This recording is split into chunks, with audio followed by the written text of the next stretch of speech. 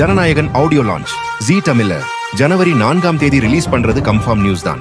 நாளைக்கு ப்ரோமோவை ரிலீஸ் பண்ணிடுவாங்க. 6 மணி நேரம் கிட்டத்தட்ட டெலிகாஸ்ட் பண்றாங்க.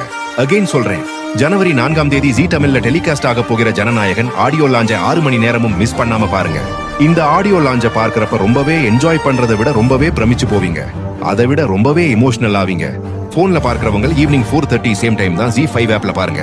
அண்ட் இந்த ராவணமாவன் பாடலை ஏன் இன்னும் ரிலீஸ் பண்ணல அப்படின்றது தெரியல.